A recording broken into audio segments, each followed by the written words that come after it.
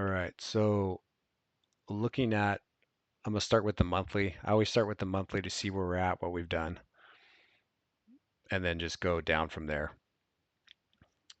So previous month, we ran the previous month low, which we had talked about back then was our target. Really big push off the EMAs.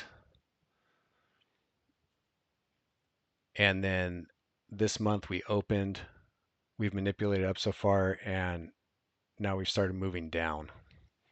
Um, if we look at the range that the monthly has made with these 7 green months, this is our 50% area, okay, which basically comes back down into a quarterly or monthly order block. We have a fair value gap down here, and that puts us into another deep kind of EMA retracement on the monthly. Um, in my opinion, this would be a nice area for this to target, as there's a lot of liquidity under here, and it'd be just a nice healthy rebalance of the monthly chart and then push higher, right? So I just have this range marked out, low, high, and just have it quartered out to give basic areas for monthly targets and where, if this is going to move forward, at least a 50% retracement back into discount, push higher. All right, so moving on to the weekly.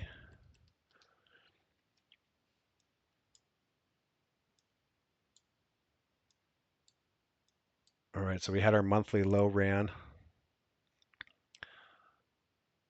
We wicked off the EMAs of the weekly and we pushed back up, and we got the rebalance of this gap up from this week. Okay, filled that in. So now we got a green candle up through here, so that's been balanced. And then we, CSD this previous week and closed back down to the EMAs. So we have an outside bar, right? Which means that both sides of the previous week have been ran. And we closed below this. Didn't close below, but we finished at this low. Um, we'll take a look at this on the daily and the 4 hour. And again, this is always a good reminder of why each day we kind of, or at least at the beginning of the week, we do a higher time frame analysis and mark stuff out. So I had talked about this being a possible bearish order block where price would come up into here and reject. And um, I made the mistake of not keeping this marked out. And so when we look at this kind of this area right here, and I'm marking out this is a balanced price range, and this is the order block. We could even come all the way up to this wick, but I'm just using the bodies. We get a perfect CE rejection, and it was both weeks ran the top of this week and rejected, and so we didn't get that push higher. Um, and this will come more into play on the lower time frame when we look at why this is important and how we could determine that price was building up for push lower. Um, so yeah, this was kind of where I failed to keep this in mind over the past week, and we'll take a look at that on the lower level. So if we are looking for lower pricing, we came up, we rebalanced this, and now we closed lower. There might be some sort of slight move back into this. I don't know if we'll get all the way back up into the body. It's possible. Um, so I would mark this previous week open out, and I will look for a possible retracement into here and then push lower. That would be if we are going to continue with lower pricing. So far, this is held. If this was to negate, then we would see the previous week low ran a move somewhere in here,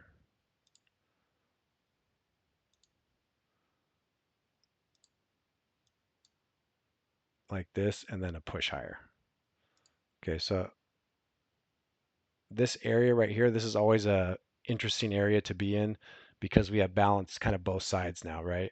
So now we're looking for where's the confirmation of which direction we're going to head. So again, this area would be price rejecting this or failing to even get up to here and continuing lower versus price manipulating lower and moving out of this area right here. Okay, and that's on the weekly.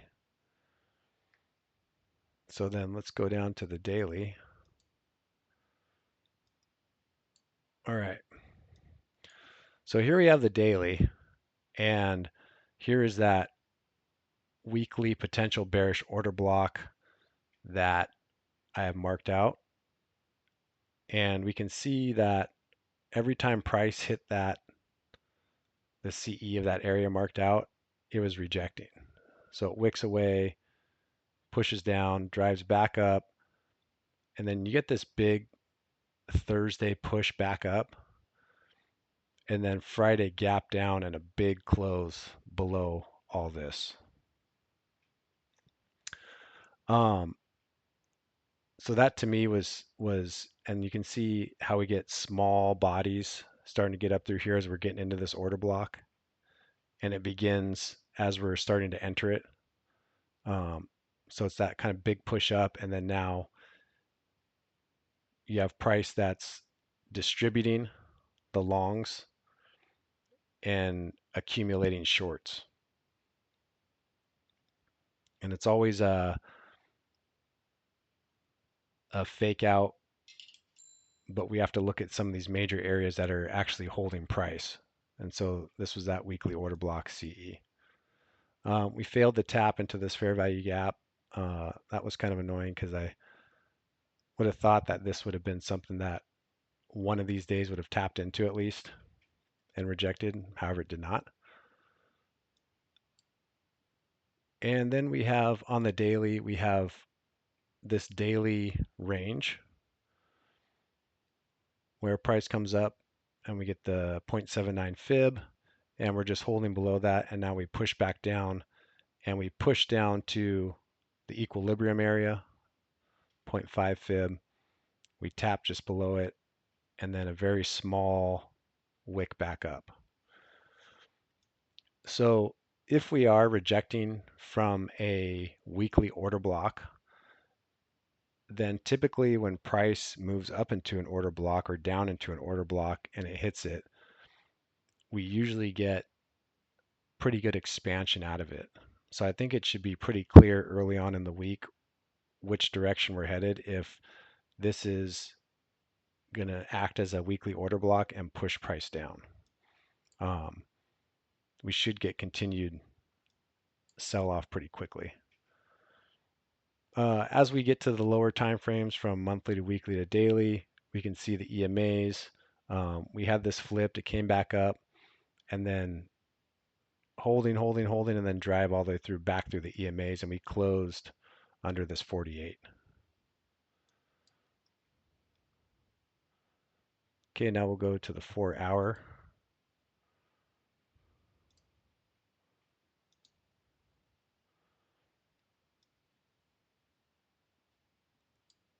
All right.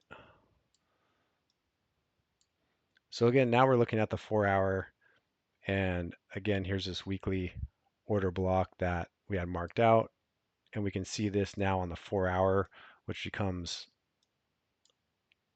a little more obvious.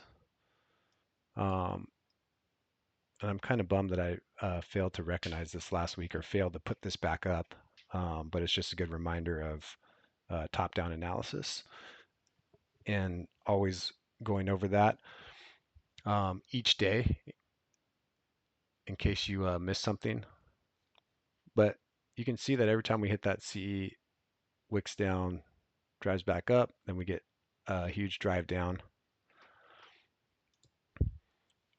back up, drive down, back up, gap down, big gap down. So that means no more chances for price up here, and then this massive push down, okay, which we had Friday, and this is showing it on the 4-hour chart. We now have the 4-hour EMAs flipping again.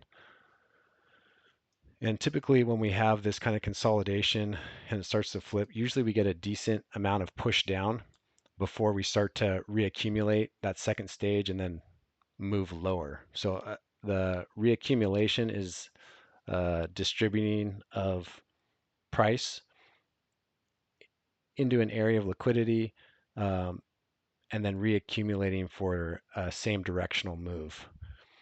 So I could see us pushing down further on the 4-hour chart, maybe balancing down to here, um, and then having some accumulation and then push down. So on the daily, that would mean if we are, if this is going to be a breakaway gap,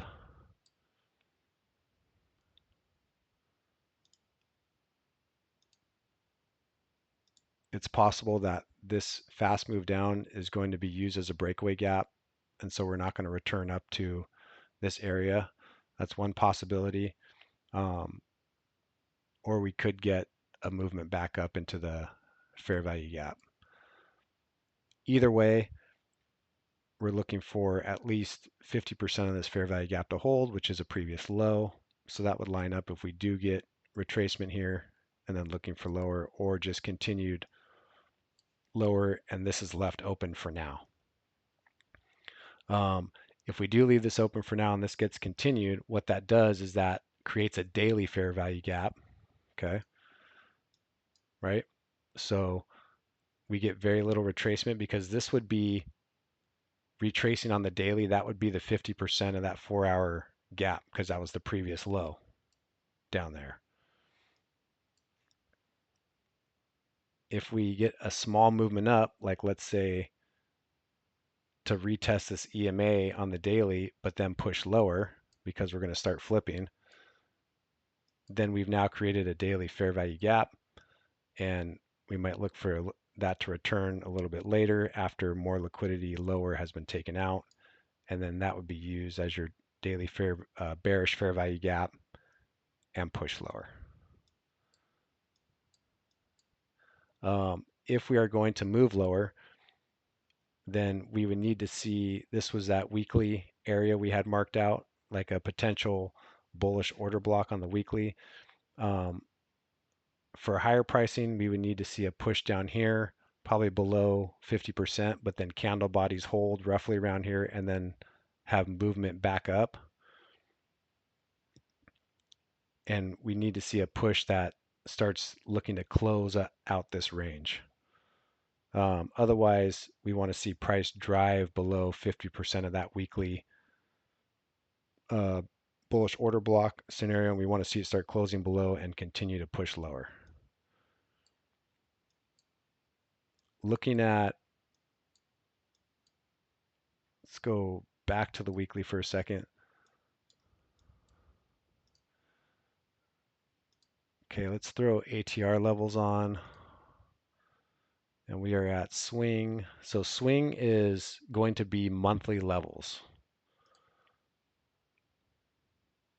Okay, and we'll start off with, let's see, this is daily, weekly, monthly. Here's quarterly. Okay, so as we are finishing up the quarter, we can see where the week has taken us for quarterly levels. The blue is going to be your bullish trigger, and the red is going to be your bearish trigger. And this is where the quarterly basically opens up.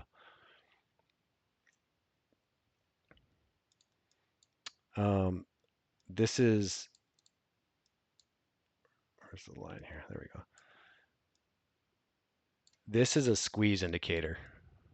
And I'll get back to this. Is going to come into play more on the back to the 4-hour.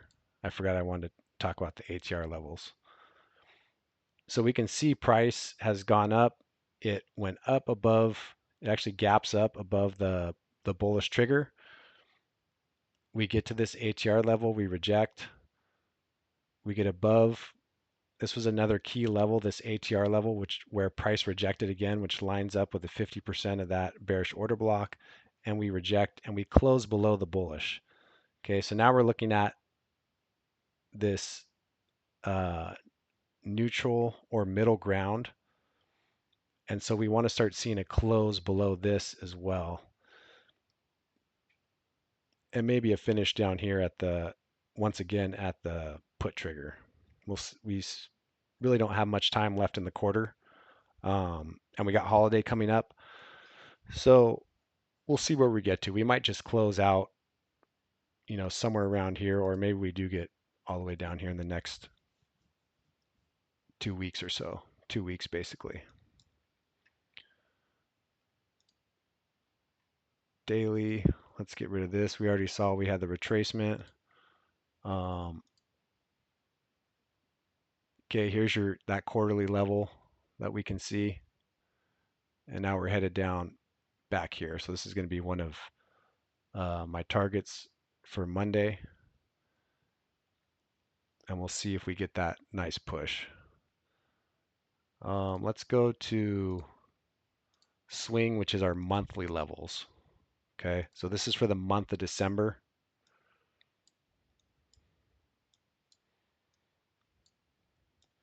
And so now these levels are looking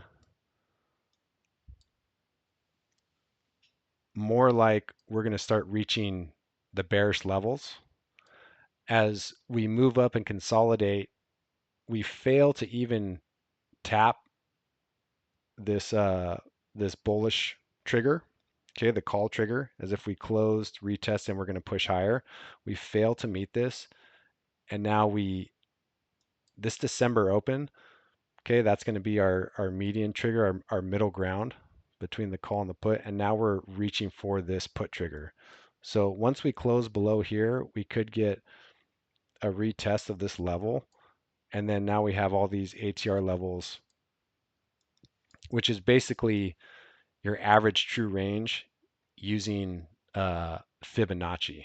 So that's what this indicator ties in. It uses Fibonacci with this is going to be like your monthly average true range. Okay, so kind of a great indicator for levels and stats. This would be a -1 ATR move. Okay, so we're looking at 23,716. So wherever next week opens up, that's 1,000 points. So I don't know if we'll make it all the way down here. It's possible if we get just expansion right out of that weekly order block. Okay, and that would be nothing but pretty much this whole week next week diving down, which would close out below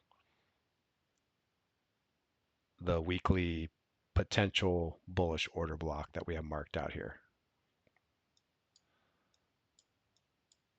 So back to the 4 hour. Okay. So the squeeze indicator that you asked about, all this does is just measures consolidation, okay, using stochastics, basically. And so when we get compression and price consolidation, it starts just indicating that, okay, price is consolidating in a small range. It's being squeezed together, and so there's some sort of expansion that's waiting to happen. This appears that we are about to start firing down. Um, Again, I've also had it where it looks like it's going to fire one direction, it goes, and then it like makes the manipulation. Like if this is consolidation, if this manipulates to this level and holds, then it's like a push back up. So what I'm looking for is I'm looking to see if price is going to continue to get expansion out of this bearish order block on the weekly. Okay, and then this is going to be some of the key levels. This is that previous week we measured. So this is going to be the area that I'm watching for sensitivities. other than that, obviously some of this stuff is lagging indicators, but it does aid in identifying the potential for things or confluence.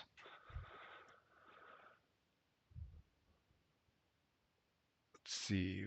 Um, so yeah, that's it for the 4 hour. Um, I really don't do. I pretty much stop my higher time frame analysis at the 4 hour, and I will just mark out those key areas on the higher time frame, and then look for key areas on lower time frame to either confirm or it's going to show sensitivity to an area and it's going to invalidate what I'm looking at on higher time frame. So, but again, this was a good reminder that even throughout the week, sometimes we forget what we did on Saturday, Sunday. And so to make sure that we have the key levels marked out, because this was kind of a bummer for me that I forgot to keep this up on the chart, and that was that bearish order block, and you could see price rejecting the CE of that multiple times. So it's those would have been great, all great shorts right in that area for both futures and options, especially for these end of day ones. Here's your 2 p.m. You know what I mean? So grabbing puts right here and price opening up and coming down here, those are big wins. Same with that. So I do like to take 4 hour structure and use it for QQQ options plays based off of 4 hour structure. And so making sure you have your key levels marked up is key for that.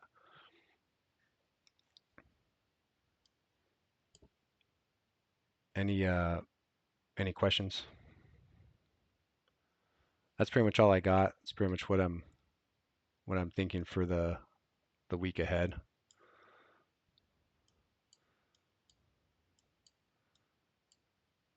Um, so really gonna have to, if price is gonna be lower, we're really gonna have to drive through this area and not wick off of this 50% level. But if we're gonna get higher pricing, then I'd like to see price come down here and hold this level and wick out of there.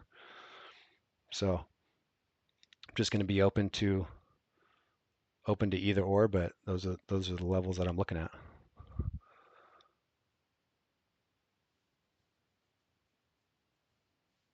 Yep, no problem.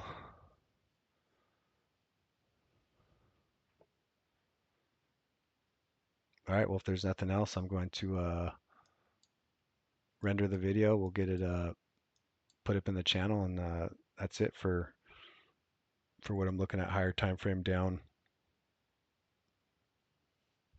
monthly to 4 hour.